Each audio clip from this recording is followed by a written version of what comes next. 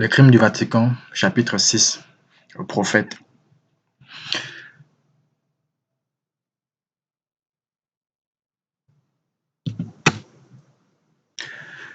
Les faits exposés dans ce chapitre, je les ai appris au Vatican, étant encore prêtre jésuite sous serment. Le cardinal jésuite Augustin Béat nous expliquait à quel point les catholiques désiraient Jérusalem vers la fin du IIIe siècle, en raison de son importance quant à la religion et de sa position stratégique. La Sainte Ville passait pour un trésor inestimable. Il fallait donc développer un plan pour transformer Jérusalem en une ville catholique romaine. Une grande source de possibilités à utiliser dans la réalisation de ce plan se trouvait chez les descendants d'Ismaël. C'est ainsi que les Arabes devinrent les victimes de l'un des plans les plus intelligents que les puissances des ténèbres aient jamais imaginés. Permettez-moi de vous raconter succinctement l'histoire de l'islam. À Alger, en Afrique du Nord, une mère pieuse catholique avait mis au monde un fils en 354 après Jésus-Christ. On lui donna le nom d'Augustin. Augustin était un vrai génie pour devenir à la fin un saint dans la religion catholique. Il était l'évêque de l'Afrique romaine. Ce fidèle guide catholique fut appelé père de l'Église. Les œuvres connues d'Augustin sont La Cité de Dieu et les Confessions. Ces livres inconnus du monde arabe ont exercé une grande influence sur leur vie. Augustin était occupé à gagner les Arabes pour le catholicisme romain, y compris des tribus entières.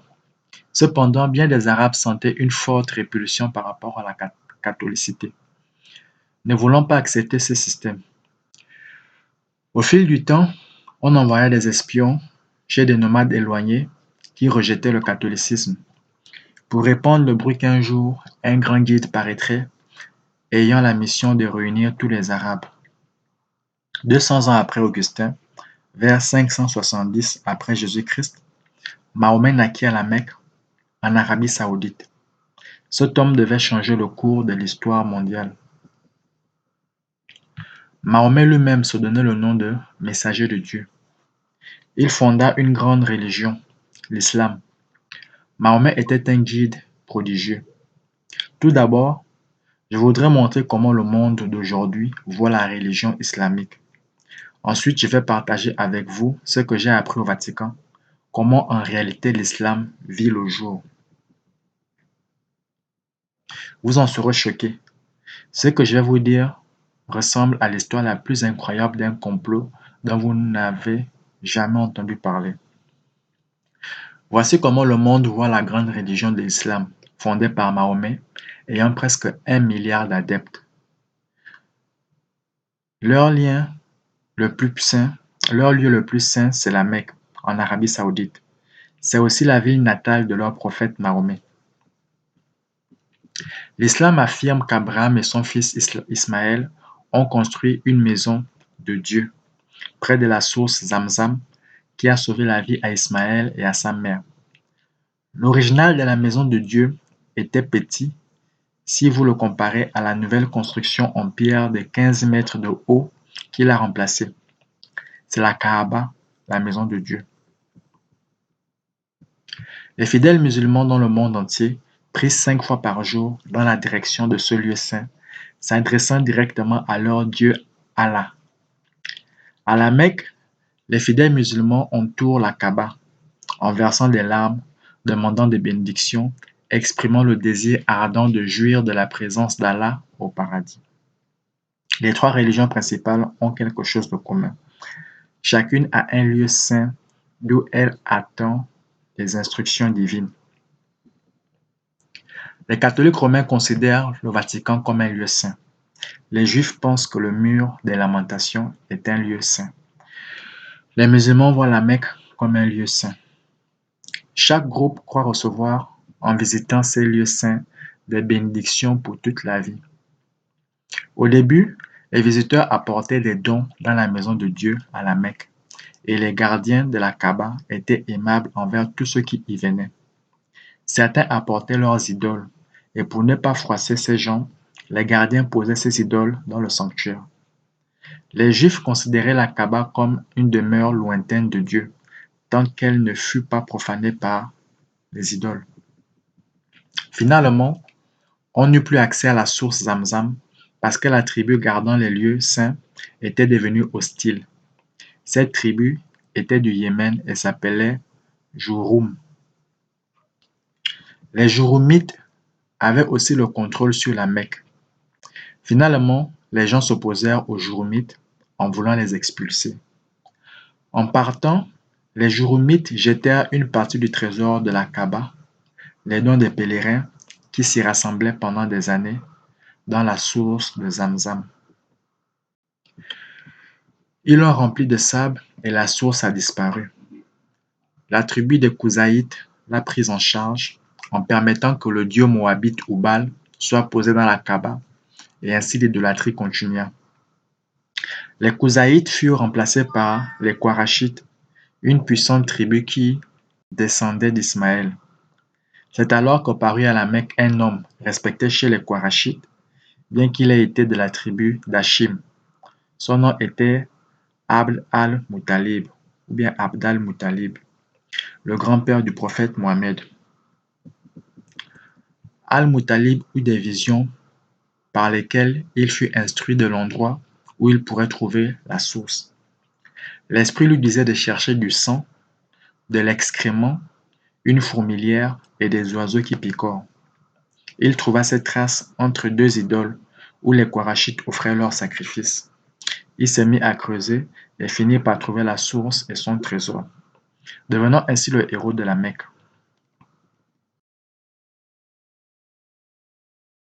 En lui promettant d'en offrir un dans la Kaaba s'il lui bénissait avec 10 fils. Quelques années plus tard, ses prières furent exaucées. Son Benjamin, un beau jeune homme appelé Abdallah, était son préféré. Et le temps était venu pour le père de tenir sa promesse. Un de ses fils devait mourir. Dans la Kaaba, devant le dieu moabite Oubal, ceux qui étaient présents participaient aux cérémonies occultes. Le sort tomba sur son fils le plus jeune. La mère d'Abdallah, entre autres, s'y opposa. Ses autres fils implorèrent le père de laisser leur frère en vie. Le père finit par aller voir une devineresse pour lui demander conseil. Après avoir consulté son esprit, elle dit à Abd al-Muttalib de jeter encore une fois le sort pour voir si les dieux accepteraient un sacrifice animal au lieu de son fils. Finalement, 100 chameaux furent tués et Abdallah fut épargné. Plus tard, il devint le père du prophète Mahomet. Ce sont les Arabes catholiques qui ont développé le concept de l'avènement d'un prophète arabe, juste comme les Juifs attendaient le Messie. Qui serait capable, si ce n'est le prophète, de détourner les Arabes de l'adoration des faux dieux? Dans la Kaaba, il y avait même une icône de la Vierge Marie et de l'enfant Jésus. Abdallah se maria avec Amina en 569. Bientôt, il fut obligé de partir avec une caravane à cause de son travail. En voyage, il tomba malade et mourut. Amina portait son fils. Conformément à la tradition, elle entendit une voix qui lui disait: Tu portes dans tes entrailles le maître de ce peuple. Après sa naissance, dit: Je le mets sous la protection de Dieu et donne-lui le nom de Mahomet. Quand l'enfant fut né, son grand-père, Abd al-Muttalib, apporta le petit Mahomet dans la Kaaba afin de dire les prières et les louanges pour le don reçu.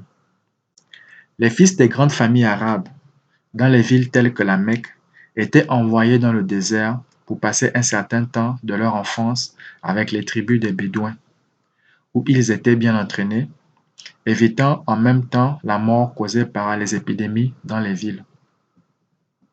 La famille pauvre qui avait pris Mahomet pour s'occuper de lui fut bénie de plusieurs façons. D'après l'islam, Mahomet, quand il était garçon, a été pris par deux hommes vêtus de blanc. Ils l'ont ensuite couché au sol sur le dos Ils lui ont ouvert le torse et ils ont sorti de son cœur un caillou noir. Puis, ils ont lavé son cœur avec de la neige. Il n'y avait aucune entaille sur sa poitrine, mais sur son dos, on pouvait voir un petit signe dès sa naissance. Bien des années plus tard, il fut en état de décrire plus en détail ce prétendu événement. C'est alors que Mahomet a donné son témoignage incroyable. Satan touche chaque fils d'Adam le jour où sa mère le met au monde. Seul Marie et son fils ne furent pas touchés par lui. Pourquoi Mahomet favorisait-il l'enseignement catholique? N'est-ce pas étrange? La mère de Mahomet, Amina, mourut quand il avait 6 ans. Comme il resta orphelin, son grand-père Abd al-Muttalib prit soin de lui. Mais 2 ans plus tard, le grand-père mourut aussi. Ce fut la deuxième grande tristesse de sa vie. À l'âge de 9 ans, Mahomet et son oncle voyageaient avec une caravane. Un prêtre catholique voyant le garçon se mit à l'interroger. Puis il demanda à voir le signe sur son dos. Il s'écria, c'est la marque d'un prophète, et il en informa l'oncle de Mahomet. Ramène le fils de ton frère dans son pays et garde-le des Juifs pour qu'il puisse servir son Dieu. S'ils le voient et apprennent ce que je sais sur lui, ils vont combiner sa perte. Le fils de ton frère est destiné à de grandes œuvres. C'est ainsi que ce moine catholique prépara le chemin pour les persécutions futures des Juifs par les musulmans. Mahomet avait 25 ans quand il se maria avec une riche veuve, Khadija, qui avait alors environ 40 ans. Mahomet et Khadija engendrèrent 2 fils, morts en bas âge, et 4 filles. La plus connue, c'était Fatima, mariée à l'héritier de Mahomet, son cousin Ali. Vers l'an 610, Mahomet affirma avoir eu une vision de la part du Dieu Allah sous forme d'un être magnifique nommé Ange Gabriel et qui lui dit, à ce qu'on prétend, tu es le prophète d'Allah. C'est ainsi que Mahomet entama sa carrière de prophète. Par la suite, il continua à recevoir des messages, affirmant les obtenir d'Allah jusqu'à sa mort. Aidé par le cousin de son épouse, un catholique dont le nom était Waraqua, le prophète Mahomet était à même de comprendre ces messages. Waraqua disait, Mahomet est vraiment le prophète de ce peuple. Quelques-unes de ces visions sont décrites dans le Coran. En 650, alors que d'autres écrits de Mahomet n'ont jamais été publiés. La 5e année de la mission de Mahomet commencèrent les persécutions de ses adeptes, car ceux-ci refusaient de vénérer les idoles de la Kaaba. Mahomet conseilla à quelques-uns de se retirer en Éthiopie. Négus, le roi catholique d'Éthiopie, les accepta en raison des points de vue de Mahomet sur la Vierge Marie, lesquels étaient très proches des doctrines de l'Église catholique romaine. Mahomet affirma avoir été réveillé une nuit alors qu'il dormait, tourné vers la Kaaba, par l'ange Gabriel, qui l'amena jusqu'à un animal ailé du paradis, appelé Bourak. Tous les deux, en chevauchant, volèrent jusqu'aux ruines du temple hébreu à Jérusalem. Je vais vous montrer une image de ce qu'est le Bourak d'après la tradition islamique. Et beaucoup d'entre vous vont se retrouver. Voilà le Bourak, cet animal ailé. Et quand on y regarde bien, pour ceux qui ont une culture générale un peu, vous allez reconnaître cet animal qui est appelé dans d'autres mythologies Pégase ou Pégasus. Donc c'est un animal, une espèce de cheval ailé qu'on retrouve dans la plupart des mythologies, mythologie romaine, mythologie grecque, mythologie mésopotamienne. Et donc c'est quand même étrange que Mahomet ait été pris par cet animal qui est un animal mythologique qu'on retrouve aussi dans la religion des Védas hindous. Voilà, voici le Bourak. Mahomet raconta que dans les lieux Ok, Mahomet affirma avoir été. Ok, ouais. Mahomet raconta que dans les lieux du temple démoli, il fut rejoint par les prophètes Abraham, Moïse, Jésus et d'autres qui priaient. Après la prière, il est monté sur le dos du cheval Bourak, partant pour le paradis, où il a de nouveau rencontré les prophètes et finalement Dieu même. Au dire de Mahomet, il a reçu la foi de l'islam et les instructions relatives aux 5 prières journalières directement de Dieu. Cette vision eut un grand impact sur l'histoire du monde. Je reviendrai tout à l'heure sur le sujet des 5 prières qui est par coïncidence similaire à une ancienne religion païenne, mésopotamienne également. Par suite des persécutions, Mahomet se réfugia à Médine en 622, environ à 300 km au nord de la Mecque, d'où il menait des attaques sur les caravanes venant de la Mecque. Il remporta la victoire dans beaucoup de combats. Ses opposants de Médine furent tués. À Médine, Mahomet montra son hostilité envers les Juifs en détruisant leurs colonies. Il épousa aussi d'autres femmes pour des raisons politiques afin de créer des liens plus intimes avec leurs proches et raffermir sa puissance. La Mecque envoya une armée de 10 000 hommes pour saisir Mahomet, mais sans succès. Il n'arrivait pas à percer sa défense.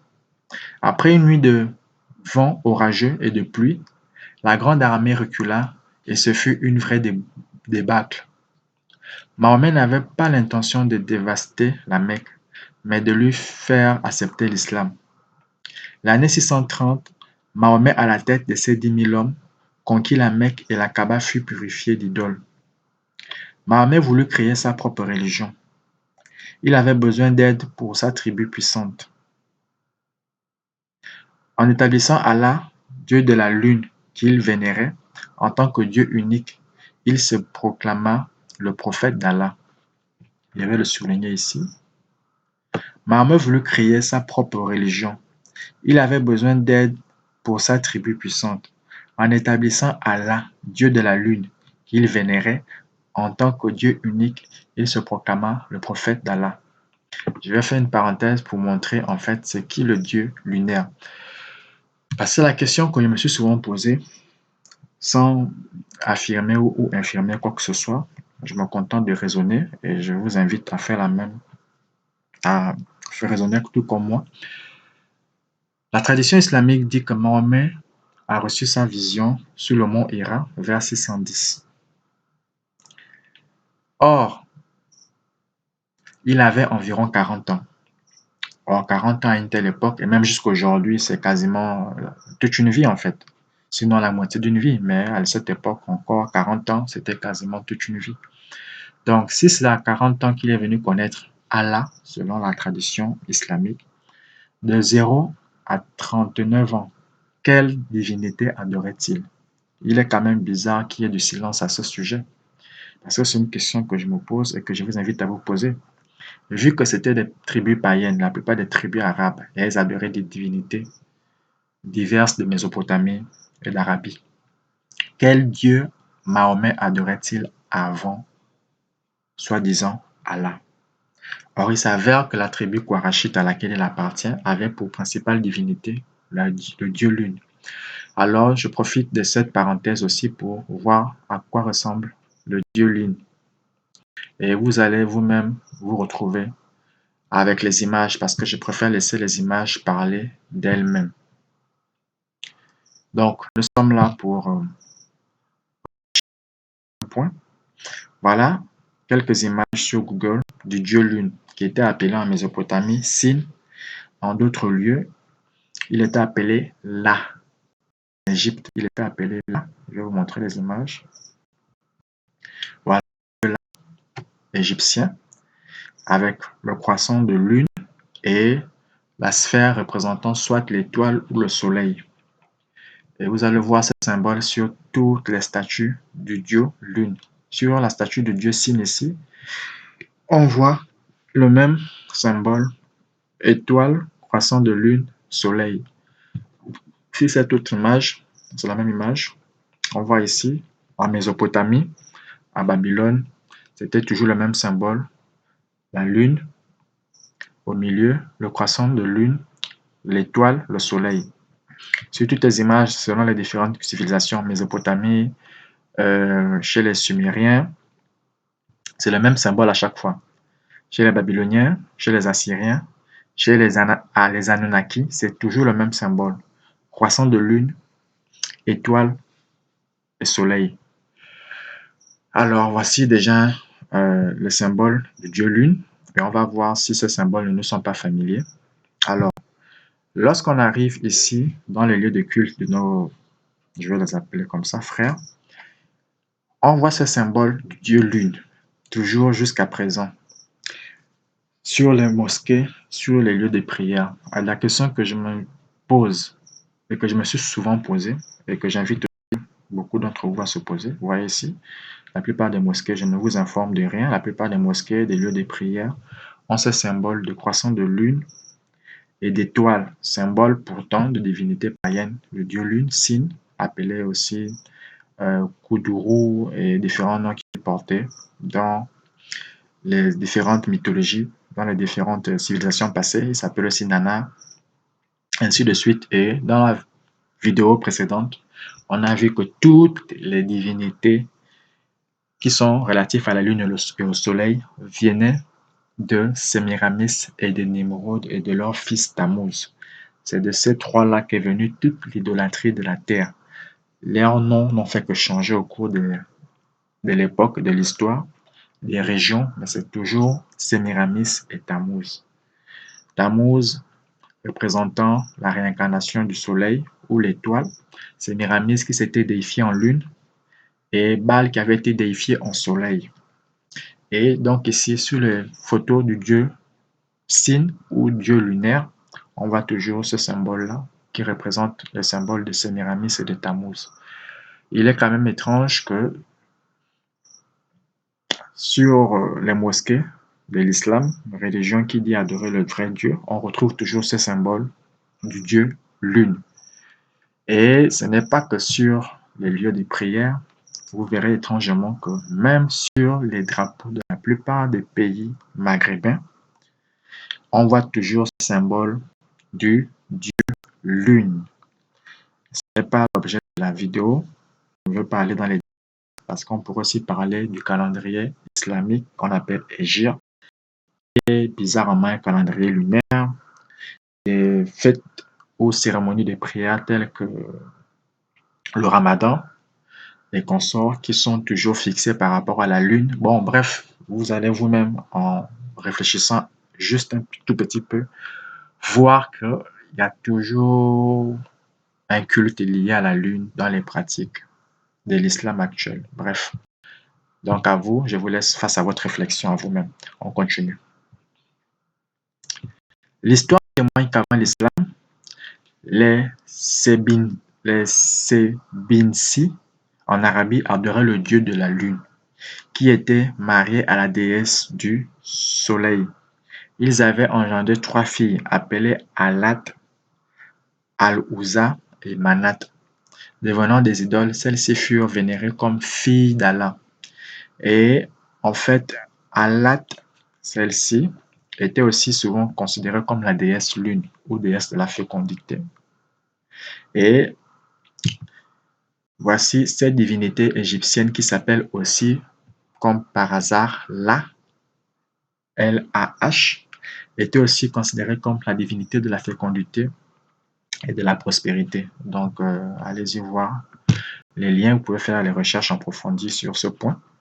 Mais moi, je ne crois pas aux coïncidences, surtout en matière de religion, parce que, comme Salomon l'a dit, il n'y a rien de nouveau sous la terre, les choses ne font que se répéter.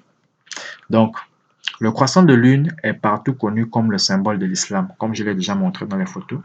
En 1950, la statue du dieu de la lune a été déterrée dans la Masore, en Palestine. Ils ont mis Mazor, mais c'est Masore, 2-S-O-R-E. Dans la Masore, en Palestine.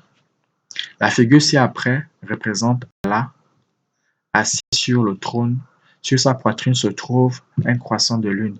Donc, dans la version numérique, on ne voit pas la photo malheureusement, mais en fait, c'est cette statue-ci. Dans la version en papier, on voit la photo. Il s'agit de cette statue-ci. Le dieu Allah, le dieu lunaire, assis, les pieds croisés avec le croissant de lune sur sa poitrine. C'est cette divinité-ci. Et vous pouvez même le voir ici dans le commentaire, c'est écrit The moon god from all four sides, not the crescent moon carved on his chest. Donc ici on dit quoi? Remarquez le croissant de lune sur sa poitrine. Voilà, c'était la statue du dieu lune en Arabie. Et surtout en Palestine, c'est ce qui a été découvert en Palestine, dans la Massorre. Alors, on nous dit ici, sur sa poitrine se trouve un croissant de lune, c'est ce qu'on a vu sur la photo. Donc, Allah n'est qu'une idole, un faux dieu. L'Église romaine souhaitait désespérément Jérusalem à cause de son importance du point de vue religieux, mais cette tentative de conquérir cette ville était bloquée par les Juifs. Un autre problème était l'existence des chrétiens religieux vraiment bibliques en Afrique du Nord. Le catholicisme romain étendait son pouvoir, ne tolérait aucune opposition. L'Église romaine devait en quelque sorte créer les armes pour éliminer les Juifs aussi bien que les chrétiens bibliques qui refusaient d'accepter le catholicisme romain. En considérant l'Afrique du Nord, l'Église romaine voyait une multitude d'Arabes comme une puissance qui pourrait s'occuper de cette sale besogne. De nombreux Arabes étaient devenus catholiques et pouvaient être utilisés pour le transfert d'informations à leurs dirigeants à Rome. Les autres pourraient servir de cinquième colonne, c'est-à-dire le réseau secret d'espions, qui soutiendrait le plan romain de contrôler la grande multitude arabe s'opposant au catholicisme. Quand Saint Augustin vivait, il comprenait très bien ce qui se passait. Il était un homme puissant et influent avec sa petite armée de disciples. Ces monastères servaient de base dans lesquelles il retrouvait et détruisait les manuscrits bibliques que possédaient les chrétiens qui fondaient leur foi sur la Bible. Augustin a été proclamé saint pour son service dévoué à la mère Église. Et vous verrez dans la liste des saints de l'Église catholique que tous ceux qui ont fait du mal, qui ont versé du sang, qui ont concouru à l'avancée de l'Église catholique à travers des choses insoutenables, abominables, atroces, ont été canonisés saints, tels que Ignace de Loyola, qui était un magicien noir et blanc, c'est-à-dire qui pratiquait de la magie noire et blanche, qui a mis en place la société des Jésuites, qui a créé la société Illuminati, qui a infiltré les francs-maçons et leurs différentes branches, a été aussi canonisé saint. Donc, allez-y comprendre. Je ne veux même pas parler de Mère Teresa, qui est adulée, mais malheureusement, les gens ne connaissent pas son histoire. Il désirait organiser une puissante armée qui finalement prendrait Jérusalem pour le pape. Dans les réunions du Vatican, le cardinal Augustin Beya nous a raconté l'histoire suivante. Alors, on a lu la version traditionnelle islamique de ce qu'est l'islam et de qui était Mahomet. Maintenant, on va rentrer dans la version que ce jésuite-là avait appris de la bouche de leur cardinal historien qu'on appelait Augustin Beya. Maintenant, on entre dans la version catholique des faits. Une riche femme arabe fidèle, adepte du pape, a joué un grand rôle dans ce drame arabe. C'est la veuve Khadija. Elle avait donné toutes ses possessions à la mère Église et elle était placée dans un monastère de femmes. Ça déjà, c'est un point qu'on ne nous explique pas dans la tradition islamique. Il n'est pas sûr que Khadija était catholique. On l'a toujours fait passer Khadija comme étant une femme, soit juive, soit arabe, mais jamais catholique. Donc c'est déjà un fait, une information qu'on ignorait. Là-bas, elle eut une étrange mission pour laquelle elle fut envoyée dans le monde. Sa tâche consistait à retrouver un jeune guide brillant qui, tout en servant le but de l'Église romaine, établirait une nouvelle religion et deviendrait le Messie pour les descendants d'Ismaël. Bientôt, elle trouva le jeune Mahomet et l'épousa. Khadija avait alors environ 40 ans. alors que Mahomet était dans les 25 ans. Khadija avait un cousin du nom de Waraqwa qui, comme elle, était un très fidèle catholique. Il avait une grande emprise sur Mahomet.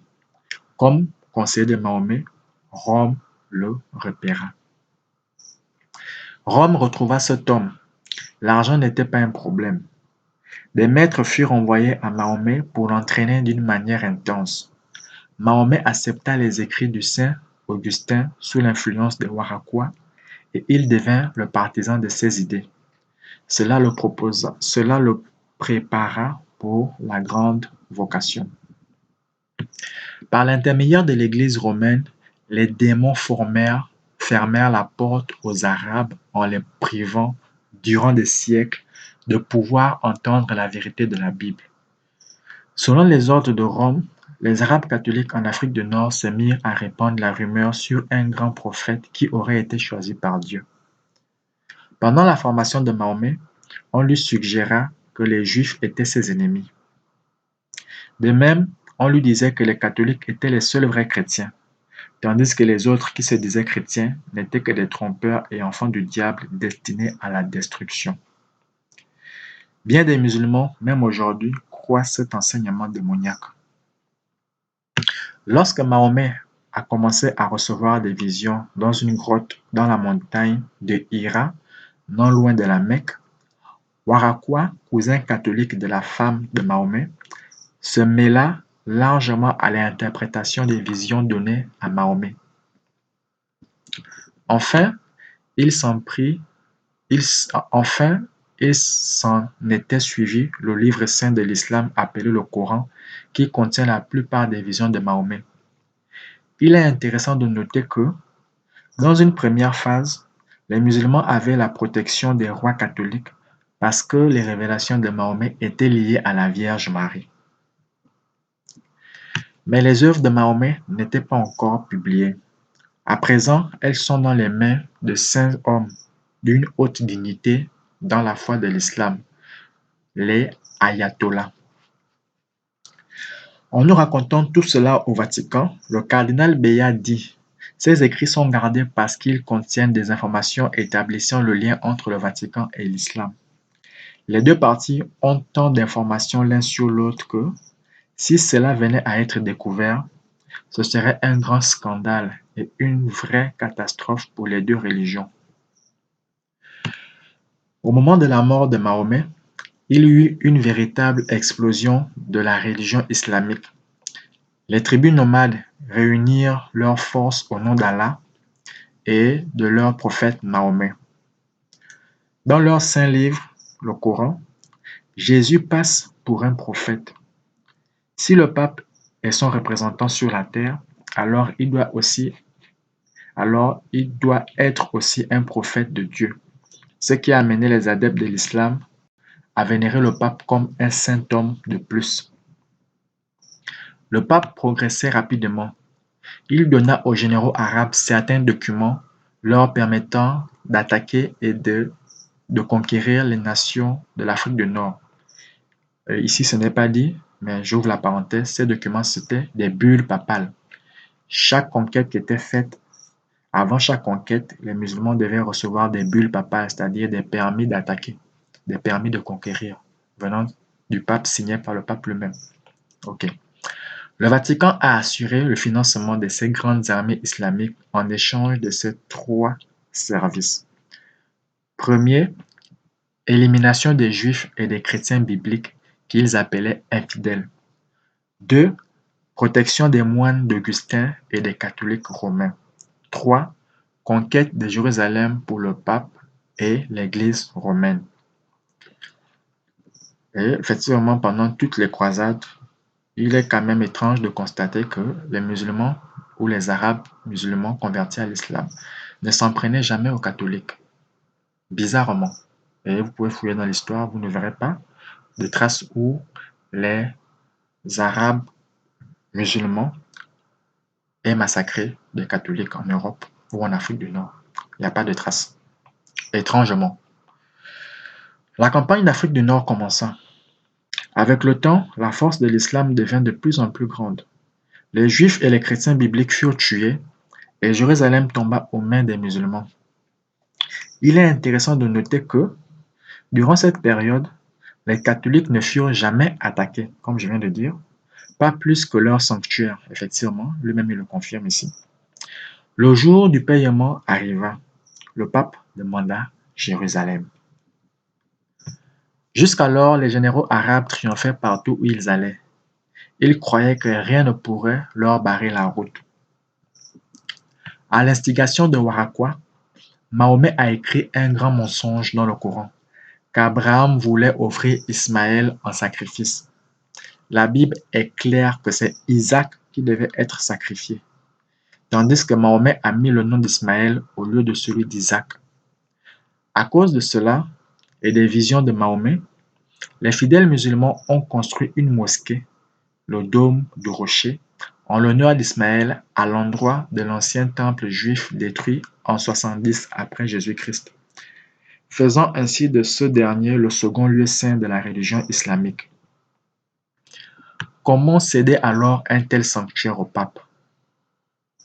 Le pape comprit qu'il avait perdu le contrôle de la situation au moment où les musulmans appelèrent sa sainteté l'infidèle.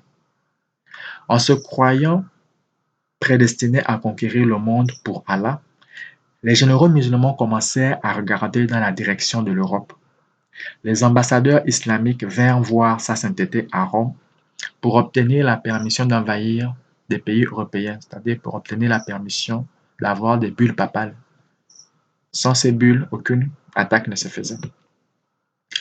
L'Église de Rome s'en trouva offensée. La guerre était inévitable. Rome estimait que le contrôle sur le monde constituait le droit fondamental du pape. Cette Église ne pouvait pas imaginer partager le pouvoir avec qui que ce soit. Le pape organisa une armée de croisés en vue d'empêcher les descendants d'Ismaël de conquérir l'Europe catholique.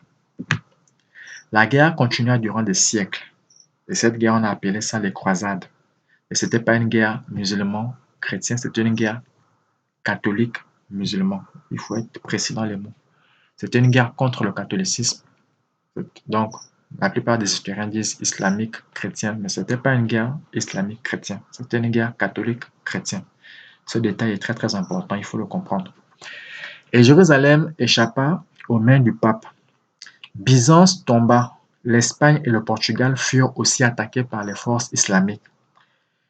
Au Portugal, les musulmans donnèrent à un village montagneux le nom de Fatima en l'honneur de la fille de Mahomet, sans imaginer qu'il deviendrait connu dans le monde entier. Bien des années plus tard, alors que les armées musulmanes étaient stationnées sur les îles de Sardaigne et de Corse pour envahir l'Italie, surgit un problème sérieux. Les généraux islamiques comprirent qu'ils n'étaient pas assez forts, que des provisions allaient leur manquer, qu'ils avaient occupé trop de pays et que le temps était venu pour entreprendre des négociations pour la paix. L'un des négociateurs du côté catholique était François d'Assise.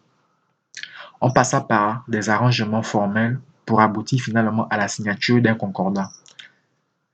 À l'issue de l'accord, les musulmans obtinrent la permission d'occuper Byzance, qu'on appelle aujourd'hui la Turquie, dans le monde chrétien. Et les catholiques obtinrent la permission d'occuper le Liban dans le monde arabe. Il était entendu également que les musulmans pourraient construire des mosquées dans les pays catholiques, et cela sans problème, mais au rythme de l'avancement des catholiques dans les pays arabes. Le cardinal Béat nous a dit que les musulmans et les catholiques se sont concertés pour bloquer et neutraliser les efforts de leurs communs ennemis, ceux qui fondaient leur religion sur la Bible. À la voix de ces concordats, les démons procédaient à la destruction spirituelle des descendants d'Ismaël en élevant un mur massif d'opposition à la Bible afin de la tenir le plus loin possible des Arabes.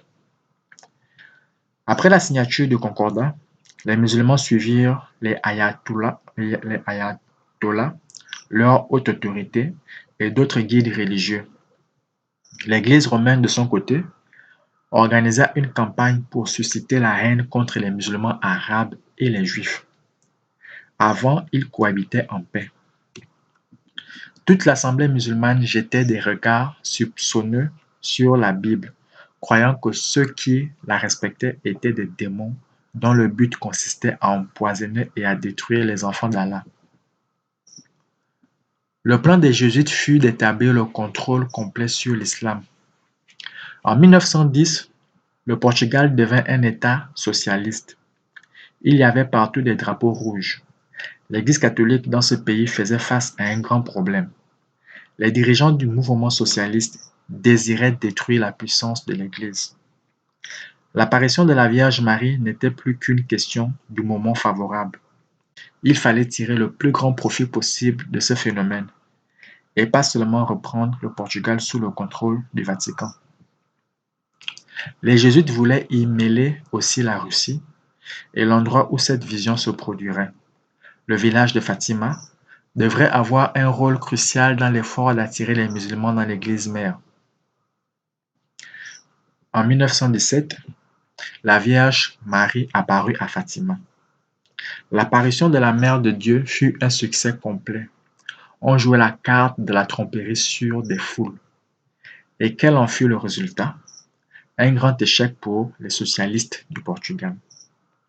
Les jésuites imaginèrent une prière spéciale pour Fatima qui devait durer 9 jours.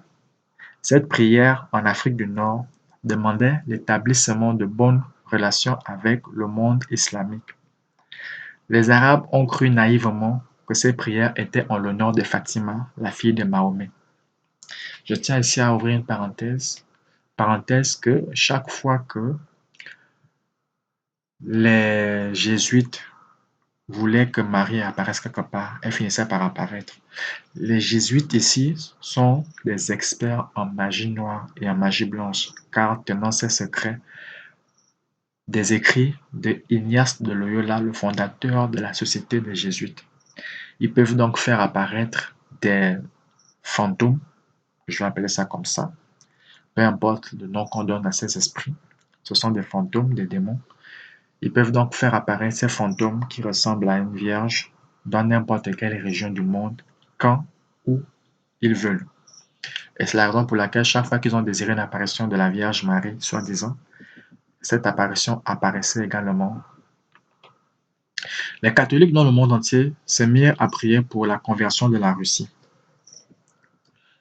Le pape Pie XII ordonna à l'armée nazie de détruire la Russie et la religion orthodoxe, car la Russie devrait devenir un pays catholique. La vision de Fatima ne fut pas oubliée. Quelques années plus tard, la Deuxième Guerre mondiale étant perdue, le pape Pie XII fit peur au monde avec sa fausse vision du soleil pour attirer l'attention des journaux sur Fatima. Ce fut un grand show business religieux, accepté facilement par le monde entier. Rien de surprenant, le pape Pie XII était le seul à avoir eu cette vision, bizarrement. Malgré tout, un groupe d'adeptes de l'Église romaine se transforma en armée bleue dans le monde entier, rassemblant des millions de fidèles catholiques prêts à mourir pour leur bienheureuse Vierge Marie. Mais ce ne fut pas tout. Selon le plan des jésuites, Marie devait apparaître 4 ou 5 fois en Chine, quelques fois en Russie, ainsi que plusieurs fois aux États-Unis d'Amérique, et les gens croiraient. Vous rendez-vous compte, c'est ce que je viens de dire? Ils avaient même l'agenda des apparitions de Marie. Comment vous pouvez expliquer ça? C'est parce que déjà, les jésuites ont cette capacité de faire des incantations, de magie noire, de magie blanche, qui peuvent résulter par l'apparition d'un spectre, ou fantôme, ou djinn, ou appelez ça comme vous voulez. Et ils peuvent donc faire apparaître ce spectre qu'ils appellent Vierge Marie, n'importe où quand ils le veulent, vu qu'ils ont l'agenda déjà. Alors, qu'est-ce que cela a à voir avec l'islam? Voyons ce que le défunt évêque Shin a à dire sur la Vierge Marie et l'islam. Les apparitions de Notre-Dame à Fatima ont représenté un tournant dans l'histoire de plusieurs centaines de millions de musulmans qui sont très difficiles à convertir au christianisme, c'est-à-dire au catholicisme. Pendant des siècles, les musulmans ont occupé le Portugal en y laissant leurs traces. Après la mort de sa fille Fatima, Mahomet disait qu'elle était la plus sainte des femmes au paradis, juste après Marie. Waouh! L'évêque Chine estimait que la Vierge Marie avait choisi d'être connue en tant que Notre-Dame de Fatima, comme un signe pour que les musulmans qui acceptent l'Immaculée Conception croient aussi à la divinité de Jésus.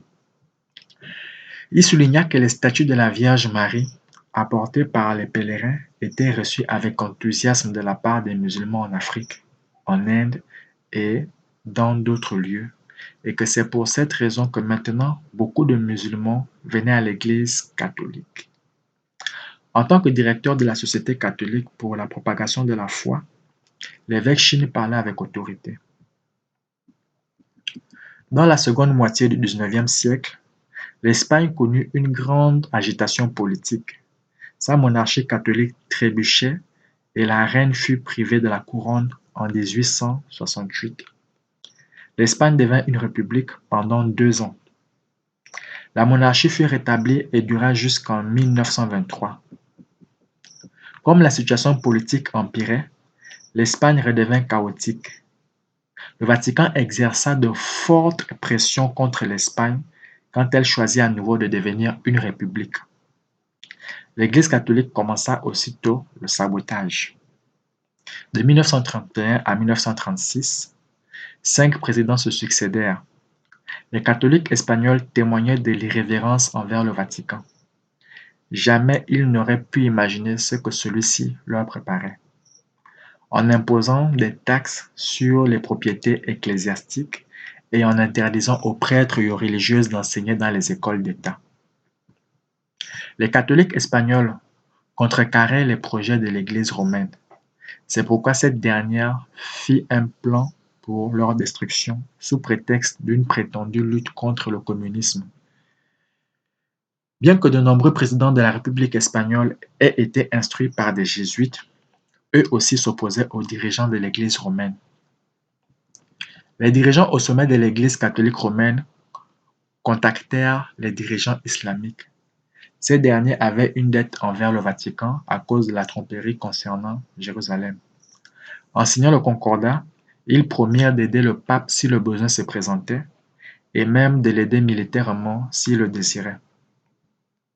Maintenant, le moment était venu de le faire. Les jésuites firent un bon marché. Pauvres Espagnols, comme ils allaient souffrir. Par voie de négociations secrètes, on souleva une armée commandée par le général Franco. Le Vatican finança cette machinerie militaire afin de donner une bonne leçon aux Espagnols. En 1936, surgit en quelque sorte une nouvelle inquisition espagnole. On l'appelait la guerre civile espagnole, secrètement orchestrée par le Vatican. Pour cacher la vérité au monde, on présenta la situation comme si le Vatican faisait une guerre sainte contre les communistes. En réalité, en Espagne, il n'y avait qu'une poignée de communistes. L'Inquisition catholique romaine commandita un festin sanglant pour ses propres adeptes. Sous le drapeau du Vatican, les forces musulmanes conquirent les îles Canaries et attaquèrent le sud de l'Espagne. Les Espagnols, sous le choc, regardaient le cardinal Pedro Segura mener l'armée islamique dans un carnage sans merci contre les catholiques, désobéissants, hommes, femmes et enfants. Voici le méchant là, le sanguinaire là, Pedro Segura. C'est ainsi que finalement les troupes islamiques se vengèrent sur les chrétiens avec la bénédiction du pape. Quand j'avais 3 ans, les troupes musulmanes avaient pris notre maison. Nous étions heureux d'être restés vivants après cette terreur. L'Inquisition ayant atteint ses buts, l'Espagne était en ruine, sanglante et écrasée, mais sûrement rendue aux mains du Vatican. On s'exclamait alors en Espagne: nous avons libéré l'Espagne du communisme. Merci à la bienheureuse Vierge. Environ 5 millions de soldats musulmans occupèrent l'Espagne comme protecteurs de la foi catholique romaine. L'islam avait payé sa dette à l'Antéchrist qui siégeait au Vatican. Lors des négociations secrètes, les Arabes avaient dit au pape qu'ils lutteraient pour le Vatican en Espagne, à condition que le pape ne reconnaisse jamais l'État d'Israël qui pourrait être créé.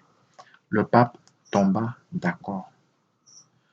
Le cardinal Beya a dit qu'à cette époque, les Juifs orthodoxes et les sionistes optaient pour un État indépendant d'Israël. Attentat contre le pape. On voit ici l'attentat, le soi-disant attentat contre le pape Jean-Paul II sur la place Saint-Pierre au Vatican, qui eut lieu le 13 mai 1981. Quelqu'un peut se demander, n'est-ce pas un musulman qui a tiré sur le pape dans une tentative d'attentat contre celui-ci? Oui, les jésuites l'ont très bien planifié. Les masses furent touchées par cet incident. Le président américain Reagan et le pape avaient maintenant quelque chose en commun. Les deux avaient été victimes d'une tentative d'attentat. Bientôt, ils devinrent très amis. Rappelons-nous que Reagan fut le premier dans l'histoire à prêter serment tourné vers l'obélisque. Le pape acquit une grande popularité et s'attira les sympathies de tous les dirigeants mondiaux. En raison de cet incident, l'islam est devenu plus proche du Vatican. Les musulmans furent très humiliés car on pensait que l'un des leurs avait tiré sur celui qui représentait le prophète Jésus sur la terre. De ce fait, les ayatollahs présentèrent leurs excuses au pape. Et en fin de compte, on accusa le KGB, faisant croire au monde que les communistes étaient les ennemis du pape. Il s'agissait au fond d'une grande comédie. Le pape Jean-Paul II fut un bon communiste pendant des années. Si cela vous paraît incroyable, souvenez-vous des détails de l'attentat. Son auteur, Mehmet Ali Agca, était un des criminels européens les plus connus et un tireur expérimenté. Il a tiré à une distance de 3 mètres. Le pape a été blessé à l'abdomen, au bras gauche et à la main droite. Évidemment, il n'avait pas l'intention de tuer le pape. Il suivait tout simplement les instructions des jésuites. Quand le monde a vu le pape pardonner à Mehmet Ali Agca, qui avait tiré sur lui, presque 1 milliard de musulmans ne purent qu'admirer sa sainteté. Mehmet Ali a exprimé par la suite son désir d'être baptisé dans l'Église catholique romaine. Tout a été bien planifié. Le pape et les musulmans ont remercié la Vierge Marie de n'avoir pas permis que le pape succombe à ses blessures. Aujourd'hui, le pape témoigne toujours d'un désir ardent d'avoir le contrôle sur Jérusalem. Son objectif n'a pas changé. Et ce sont les musulmans qui vont contribuer à sa réalisation. Cependant, Dieu a un autre plan. On voit ici une photo du pape qui tient dans sa main le livre de l'islam, le Coran, et l'embrasse.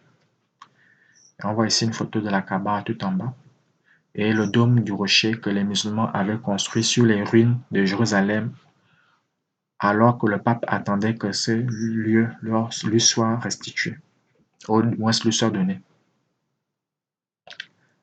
Alors en appendice, on va voir qui gouverne l'Amérique.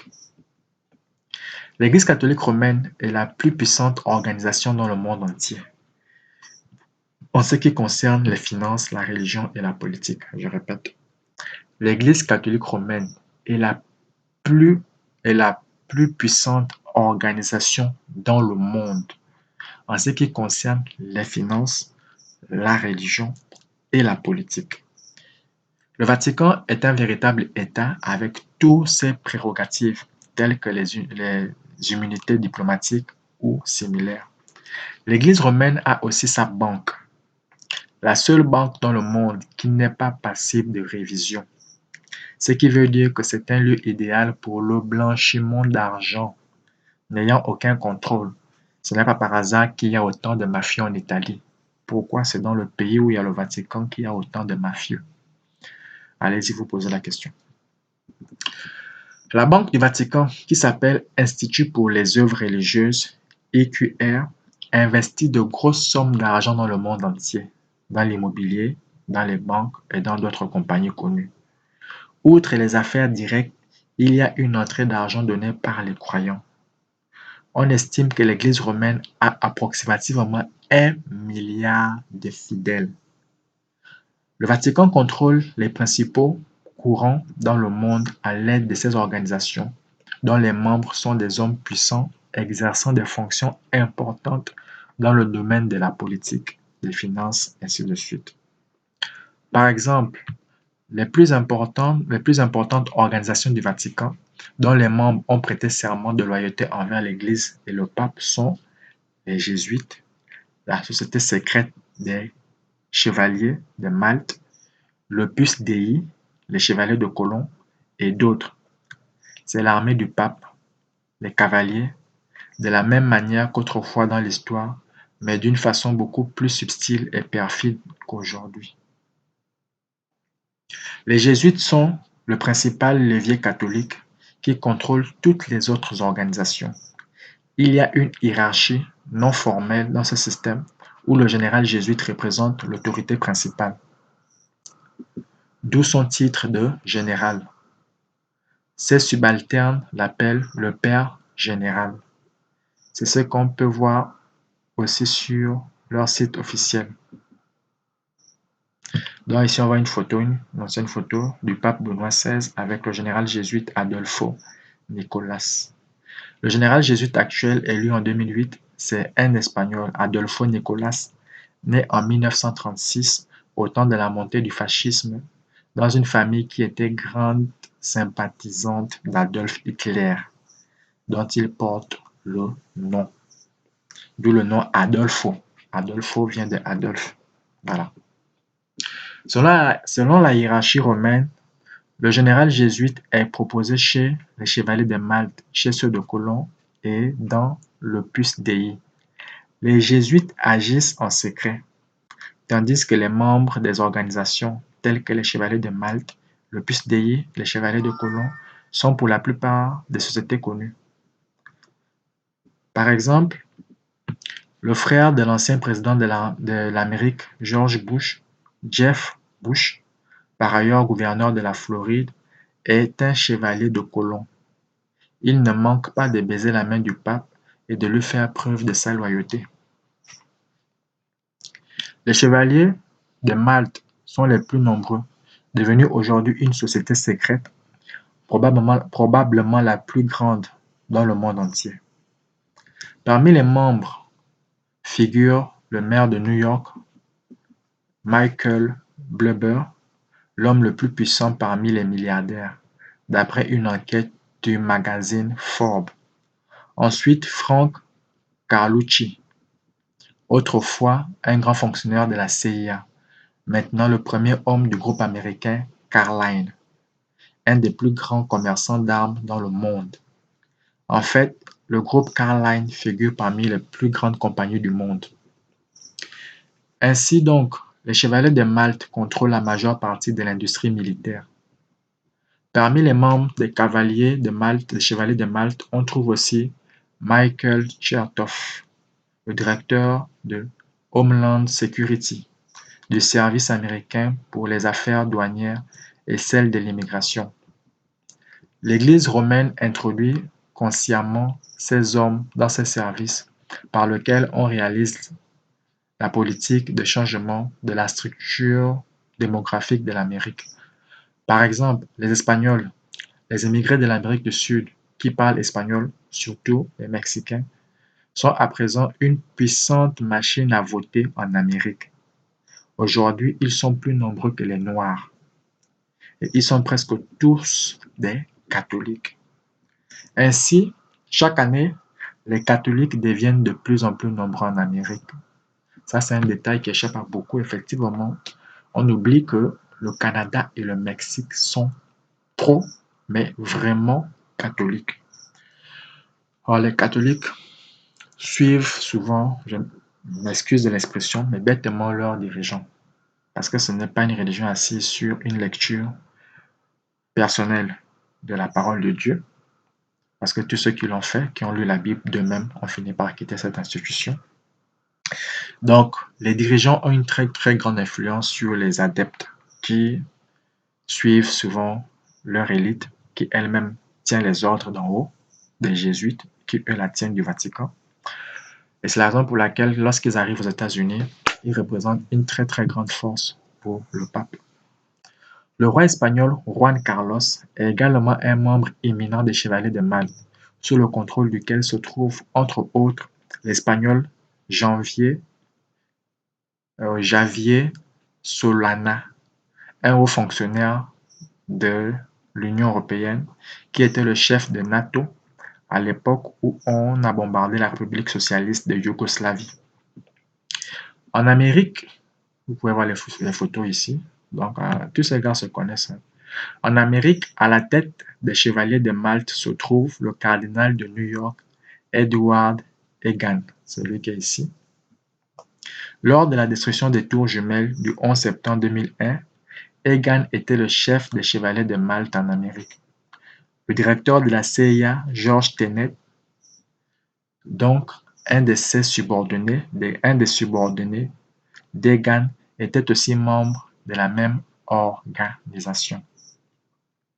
On croit que la CIA d'alors était informée de tout et on n'ignore pas qu'il y a bien des soupçons que l'Église catholique fut mêlée à l'événement cité plus haut.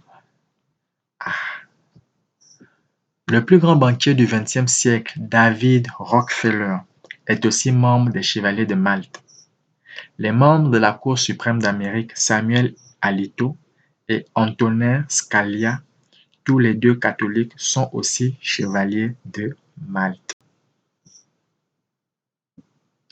John de Gioia, entre autres, président de l'université Georgetown à Washington, qui instruit des cadres pour l'administration américaine et le Pentagone, est aussi membre de l'Ordre de Malte. Georgetown est un collège jésuite. L'ex-président Bill Clinton y a fait ses études.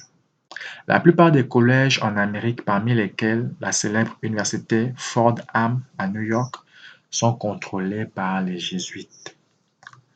Le magnat médiatique américain Rupert Murdoch est aussi chevalier de Malte. Beaucoup de membres des Chevaliers de Malte ne cachent pas leur participation à cette organisation et la liste de ses membres peut facilement se trouver sur Internet et même dans des livres écrits par différents auteurs.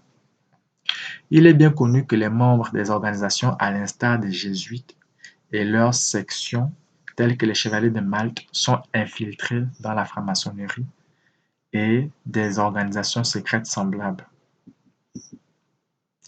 Leo Gazimi, un ancien membre des Illuminati, organisation qui se constitue l'élite de la franc-maçonnerie, dit que les jésuites contrôlent le sommet même de la franc-maçonnerie mondiale. Par exemple, la famille des Rothschild est numéro 1 dans la franc-maçonnerie britannique. Il suffit à l'Église romaine de contrôler un ou plusieurs membres de cette famille pour assurer son contrôle sur toute la franc-maçonnerie britannique sans que de simples membres s'en rendent compte. Les Rothschild, en tant que valets fidèles de l'Église romaine, s'emploient assidûment en faveur d'un gouvernement mondial. J'espère que ce chapitre vous a beaucoup aidé. On verra l'épilogue plus tard. Portez-vous bien et à nous voir à la prochaine vidéo.